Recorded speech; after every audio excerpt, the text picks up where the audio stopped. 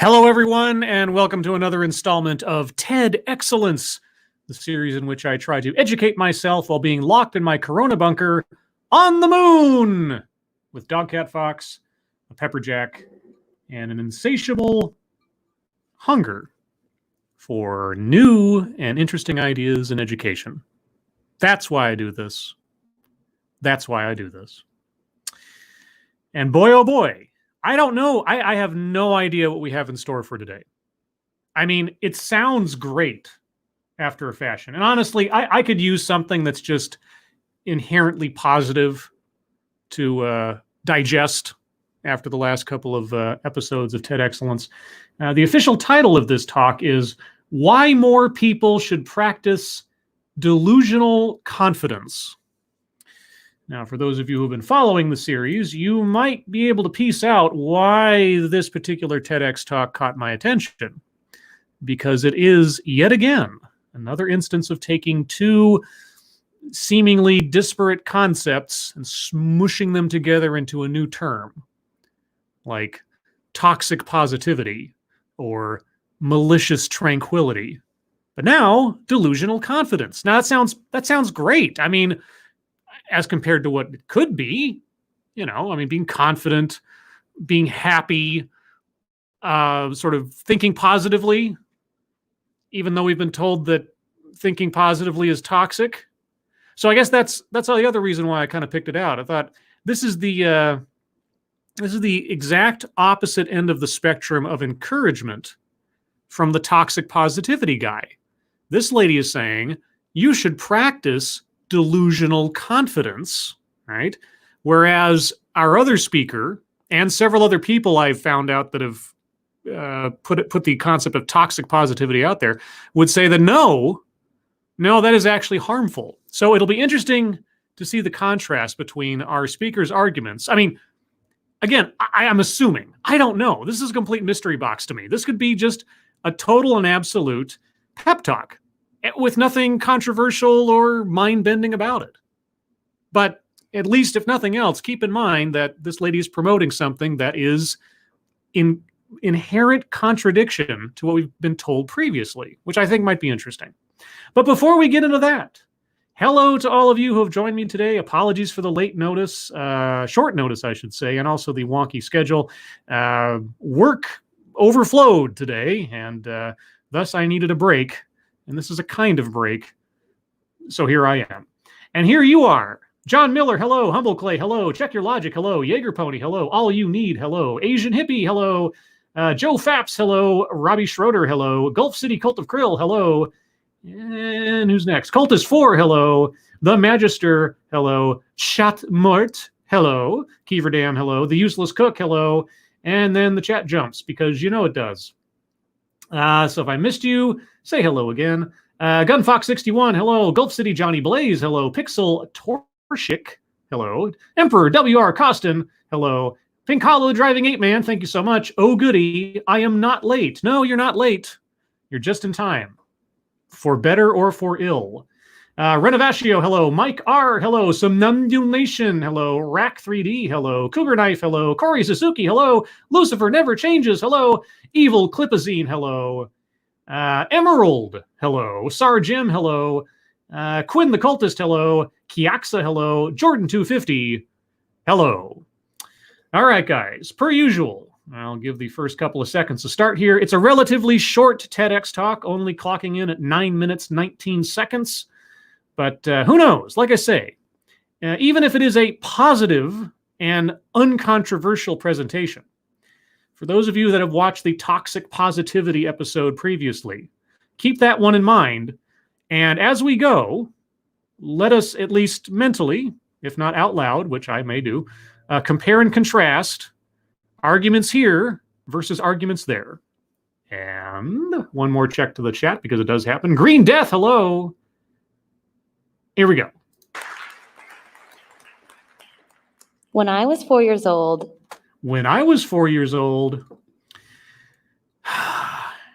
I think my little satire of TEDx's, I'm fairly proud of that little video I did because I think it was structured exactly like a TEDx. You start out with an anecdote from your youth or a story you were told or something, and then you proceed.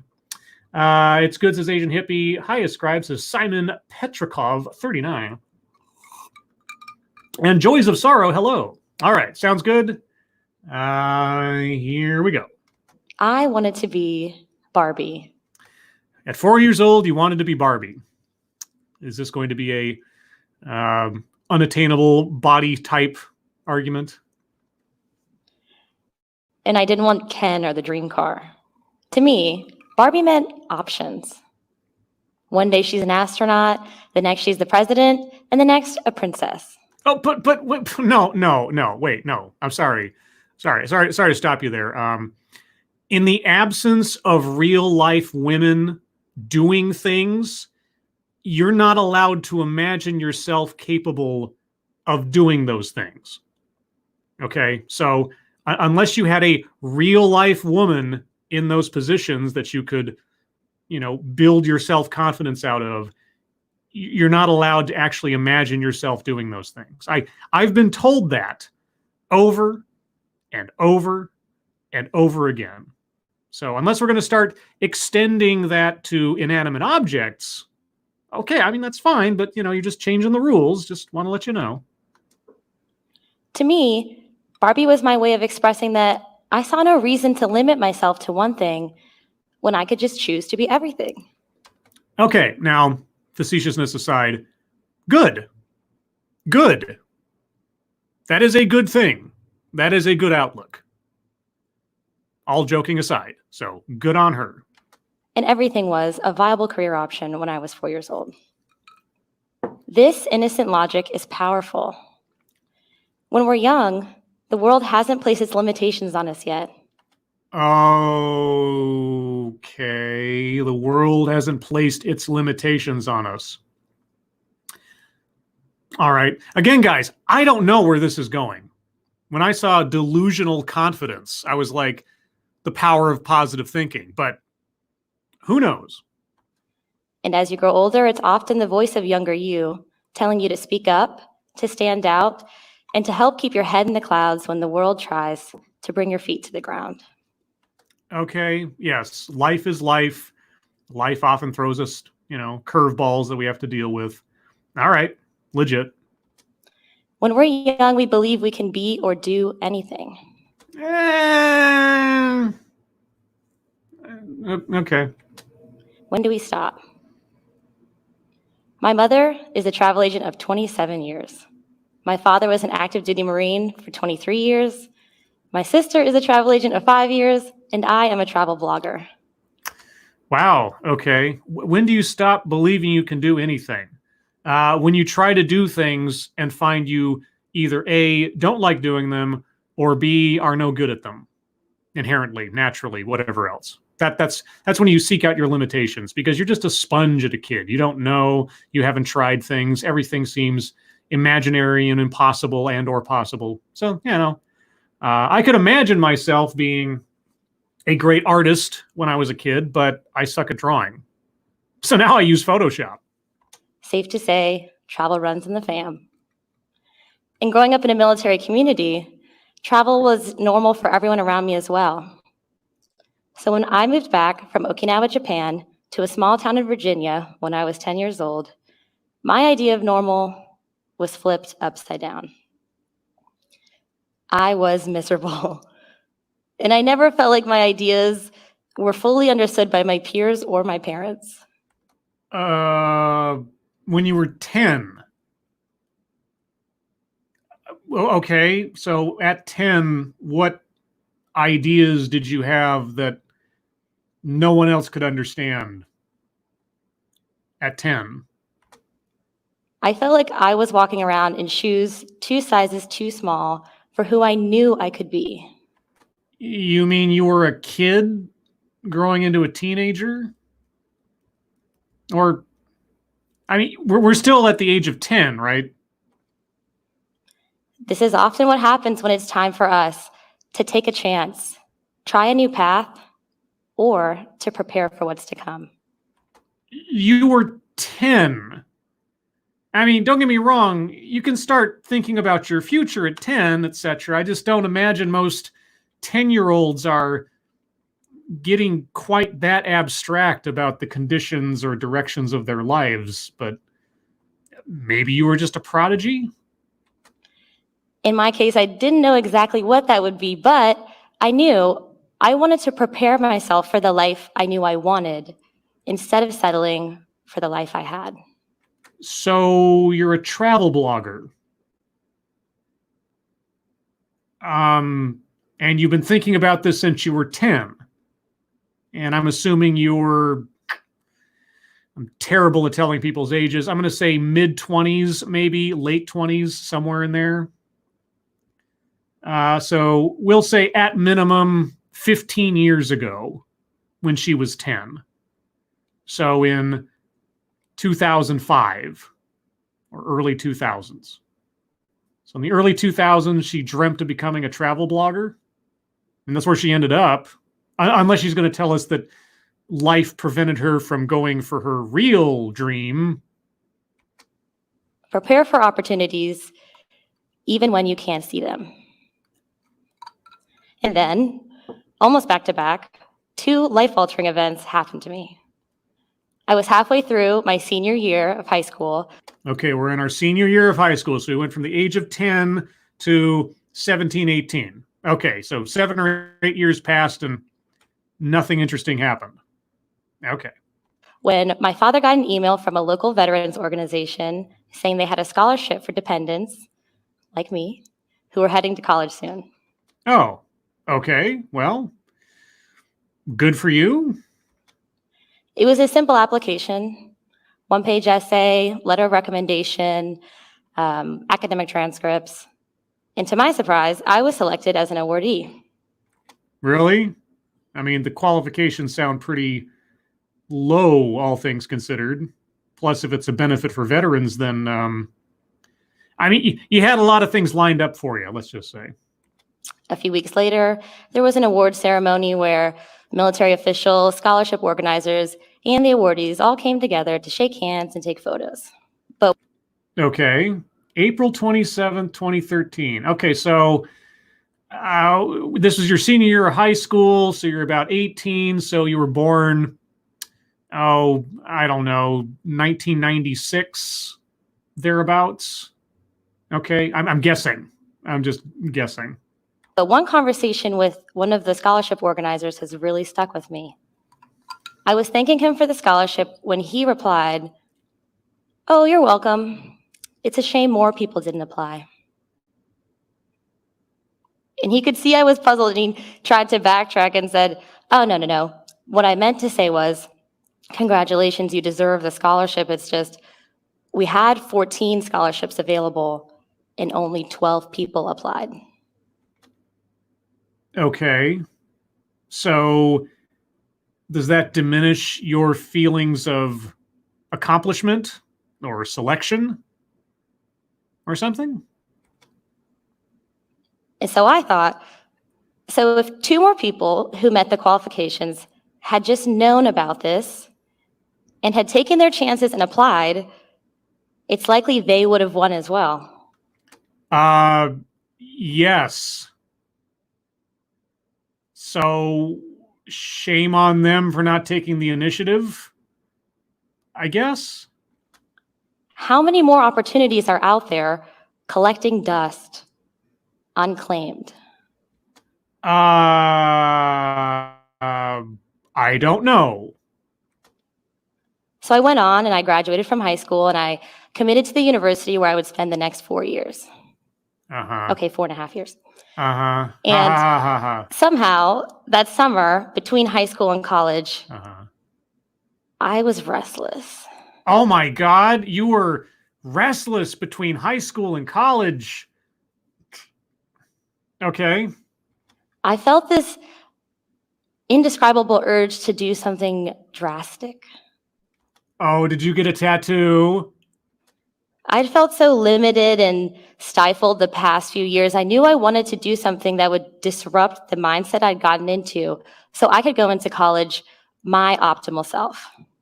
Your optimal self, but you had no idea why you had the sensation. All right, so your optimal self. I'm on the edge of my seat. What did you do in your months between high school and college? And that's when I saw my opportunity. Uh-huh. I was on my soon-to-be university's website when I saw that for the first time in like 10 years, they were hosting an international trip that summer. Oh, so you took a trip. Okay. Did you book it through your mother? I never had actually been to the university that I was going to attend, but I called them anyway to see if I could go on the trip. They said I would be the youngest by quite a few years, but technically, any student who was accepted to the university and had a student ID could go.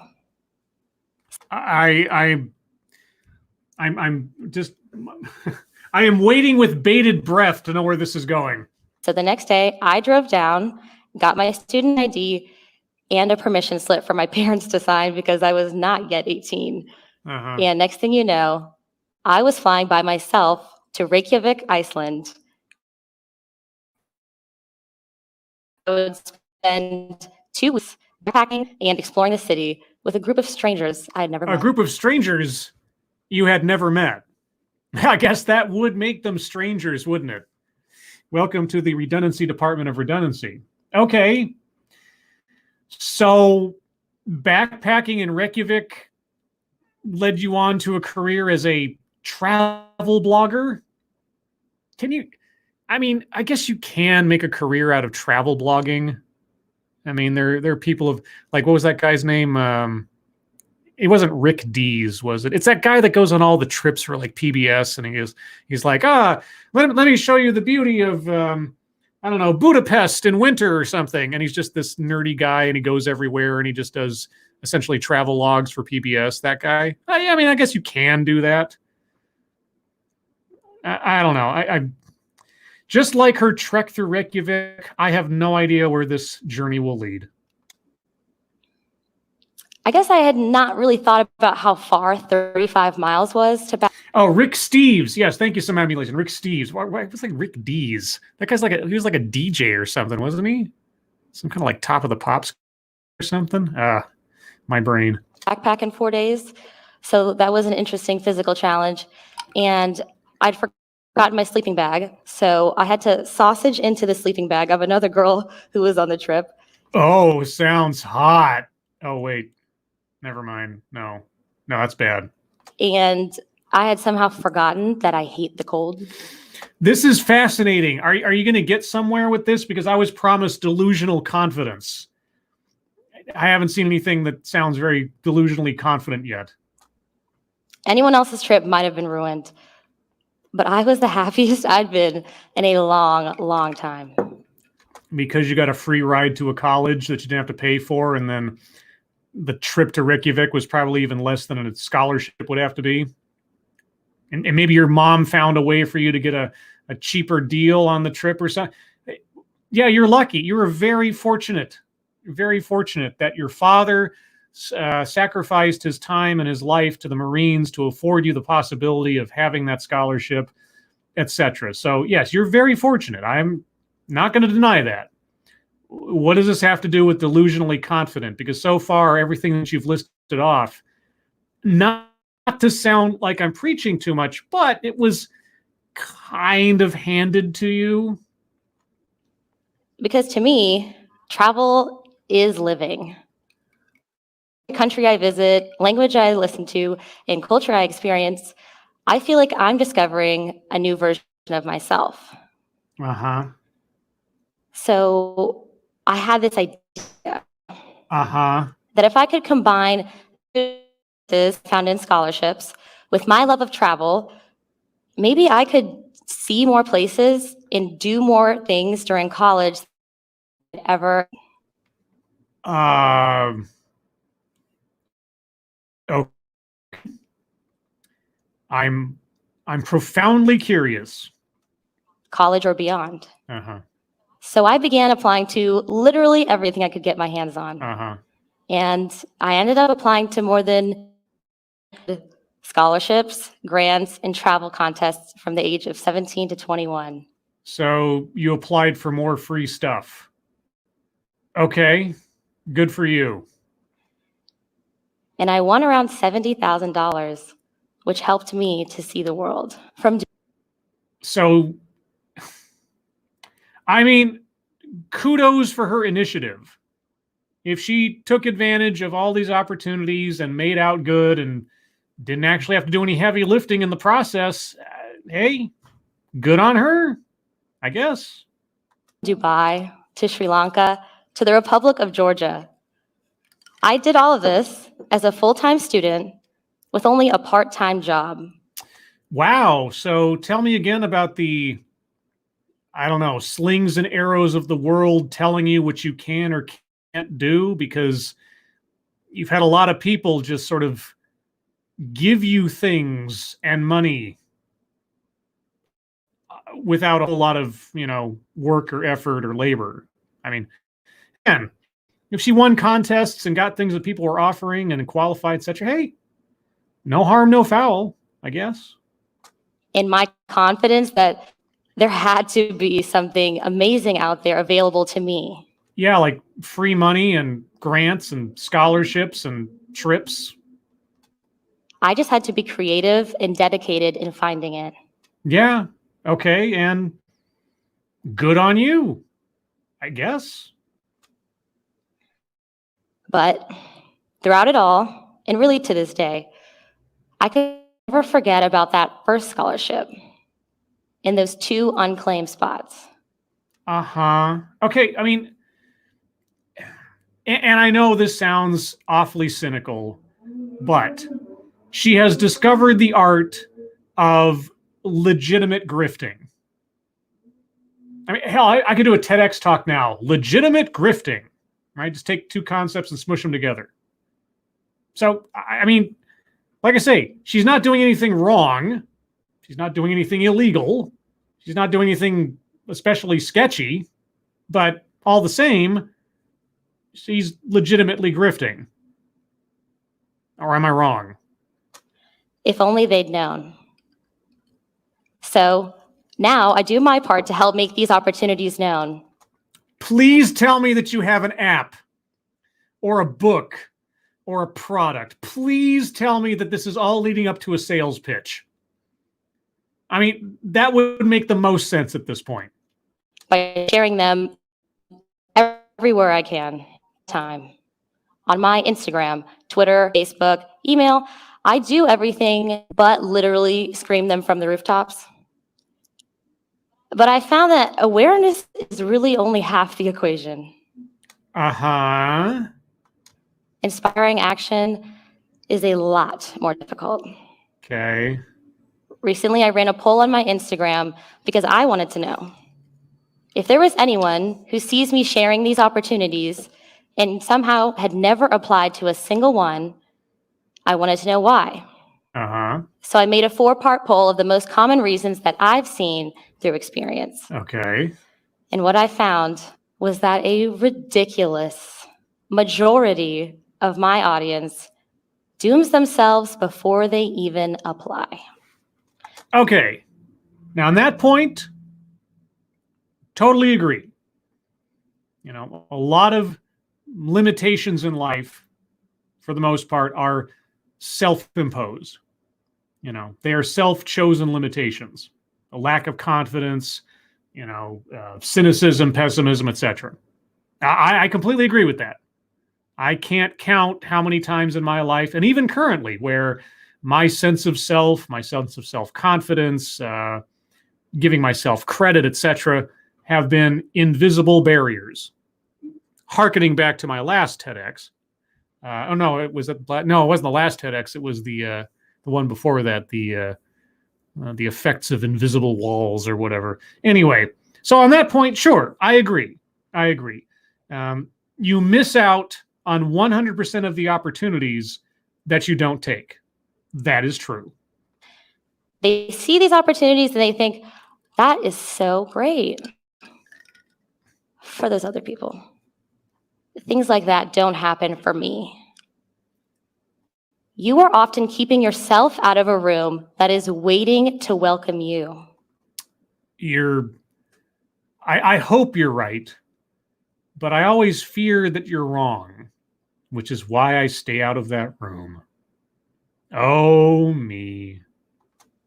Believe me, if you're confident, even if it feels delusional, you will put yourself into spaces where opportunity can find you. Give yourself permission to live in your possibilities.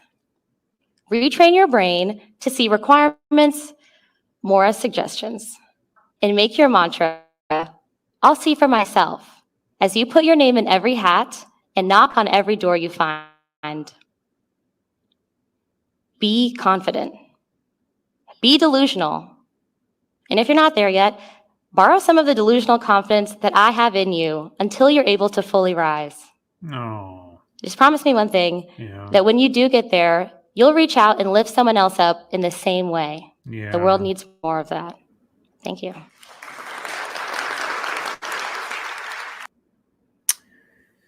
Okay. Not a bad message. I'm not going to, completely drown this out with cynicism and sarcasm or anything. I can empathize with that notion. For those of you that might have seen some of my non-author dark streams, if you even know what that is. If you do, you're part of an elite few. Or I did a soapbox stream several months ago now where I talked about my writer's block, or a lack of inspiration or whatever. I have dealt with this my entire life. Just sort of self-suppression, self-doubt, lack of self-confidence, and so on. Fatalistic notion about my own abilities or potential. Sure. So I got to say, this was not a inherently bad TEDx talk. It laid on a little thick, a bit of the humble bragging, maybe. Although I don't think that was necessarily her intent. But the overall message is not bad. Like I say, you miss out on 100% of the opportunities you don't take, and so on. So sure, self-confidence is good. Believing in yourself is good. Doing things even in the face of difficulty or self-doubt and everything else is good. There comes a point at which maybe, okay, you've tried your best and it's a waste of time. There are people out there who have spent their entire lives trying to become astronauts, and it's just not going to happen. But you don't fault them for their dream, but you might fault them for their obsession. So when I listen to this, I think of specifically my writing. I do like to write. I constantly lack inspiration or the self-confidence to think I can carry through to actually do an entire story or book or anything else. I watch people like SDA and so many of my viewers who are writers and authors and such, and I just marvel at their ability to carry through an idea or a story or to come up with something and really dedicate their time and their attention to it and believe in themselves enough to get through it, even if they end up being their worst critic, and most writers are. So I empathize with this. I appreciate her message. This wasn't a bad talk, although it was a little heavy on the self-aggrandizing, even though I know that wasn't what she was doing, but she could have spent more time with the encouragement than the self-examples. If I had to have a criticism, that would be it, aside from anything else that I've already said. Thank you, Sarah Jim. I'm sending $5 just to say she was full of crap. Why? Why was she full of crap? Okay, so I've said my piece. It's your guys' turn. Why was she full of crap? Jim specifically, but anybody else. If you have any comments or anything else to say or any insights, put them in the chat now. And of course, if you're listening to this in the future, by all means, put them in the comments. I will be looking at those as they come in. John Miller says, it wasn't a good talk either, very middling. Okay, yeah, no, it wasn't a standout, awesome talk. Okay, the message was fine. The overall intent was positive, and it's not something that I inherently disagree with or find fault in, per se. And despite my earlier comments, she didn't quite descend into the world of the world is keeping me down and I'm a victim. She didn't do that. She said, I saw an opening in the market, let's say, and I took advantage of it. And, like I say, good for her. She wasn't doing anything shifty. She wasn't doing anything deceptive or illegal or anything like that. It was legitimate grifting. She didn't need any of these trips, right? She didn't need these grants. She already had a scholarship. So all of these other things she could have done through earning them under her own steam, but she played the system and she won, but not in a cynical way, as far as I can tell. So, like I say, good on her, but what else besides that? Besides these sort of like take advantage of the opportunities you have in front of you? Sure, that's a sort of Hallmark card message, but she was bragging a little bit here and there about all the wonderful things that she's done and $70,000 in free travel and other things. Okay. Anal Lynn, Scribelight, does that mean you are going to make a vampire game for use? Ha ha ha. Yeah, vampire, God. How many years I spent playing Vampire the Masquerade or other things? Make a vampire game? Oh, no. Nope. Run a vampire game? Maybe. I tried to do that not too long ago. Didn't quite work out. Sorry, Jim, because the message was so saccharine. Yeah, it was. And it was very platitude. Okay. At its core, it's not a bad message. As a TEDx talk, it wasn't very interesting or inspiring. Like I said, these are all a mixed bag. I don't know what I'm going to get before I listen to the thing. And I thought this one would just be sort of a nice departure from the previous ones that were so mind-numbingly what the hell. And it was, but there's still plenty to critique about it. Humble Clay, she served a Happy Meal on a moldy rock. What? John Miller, she was jazzing up her average life. I just can't really pull much from her message due to her buildup. Yeah. If nothing else, we can critique the talk as not a very interesting talk. She had a very, interesting life, I suppose, living internationally, etc. But, she didn't play herself up that much as a victim, so I can't fault her for that. Like, oh, I've had such a horrible life. Oh, by the way, here's all the free things I was handed. She applied for them.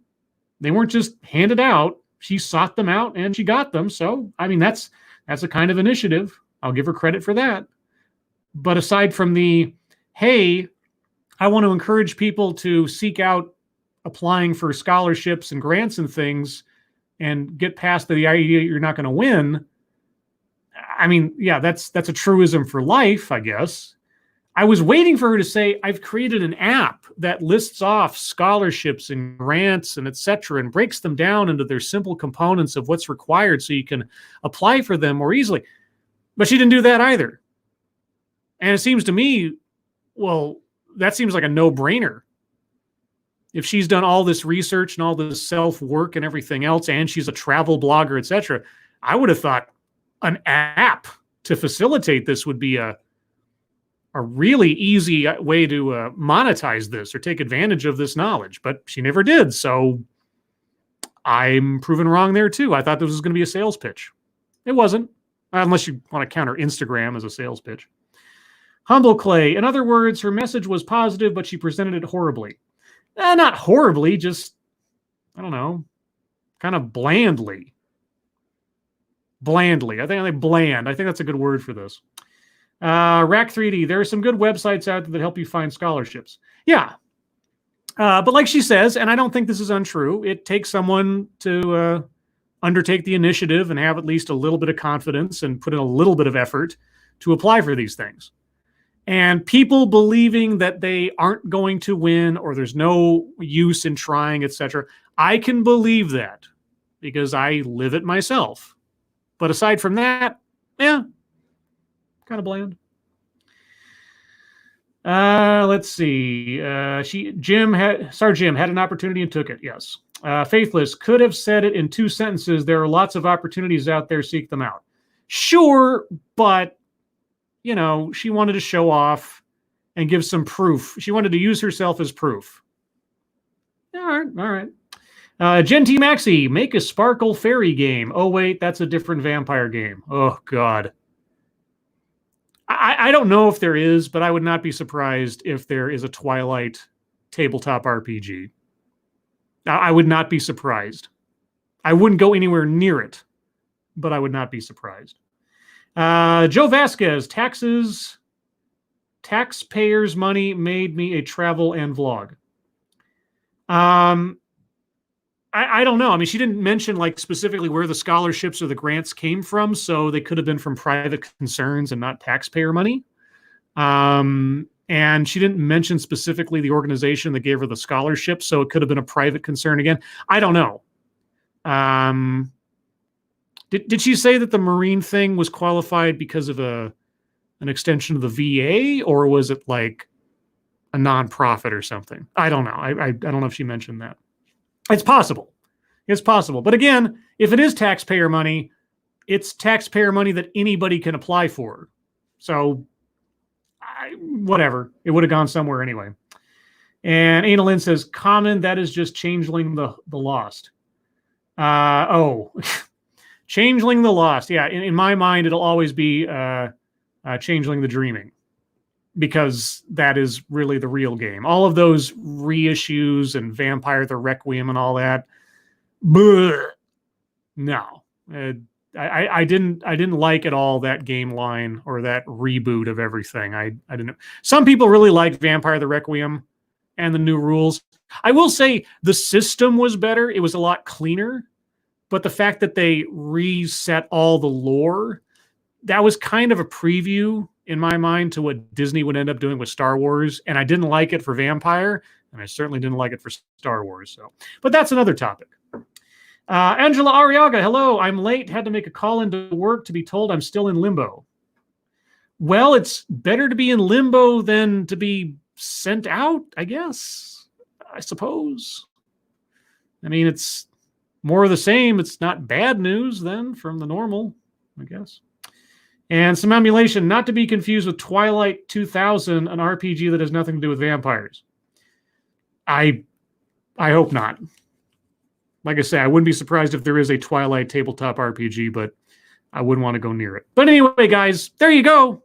Sometimes TEDx's surprise you with their lack of shock value and blandness. Apologies if it wasn't that interesting, but then I don't know what I'm getting into until I start these things either. So I'm right there with you. But hey, at the end of the day, a positive message and something to make me feel like I've completely wasted my life. What more could you ask for on a Monday? But anyway, guys, thank you so much for coming out to join me, such as it was. Hope you enjoyed it. There will be more in the future. I'm going to take the day off from TEDxcellence tomorrow because I'll be hosting Lords of the Night tomorrow at 6 p.m. Pacific, 9 p.m. Eastern. And that same schedule can be applied to tonight on Satsu 2 Senses channel, 6 p.m. Pacific, 9 p.m. Eastern for Lords of the Night. I already have a theme cooked up for tomorrow night's show on my channel. Some of you old fogey boomers will recognize it right off the bat. Some of you youngins might have some research to do. We'll see. But anyway, guys, thank you so much for joining me. Hope you enjoyed it as much as it was. I think I learned nothing, but maybe just felt bad about my lack of self-confidence. Thankfully, I have a pepper jack. Anyway, guys, have a good day. I hope you are all safe and well. If you're not well, get well soon, and I will talk to you later. Take care. Bye-bye.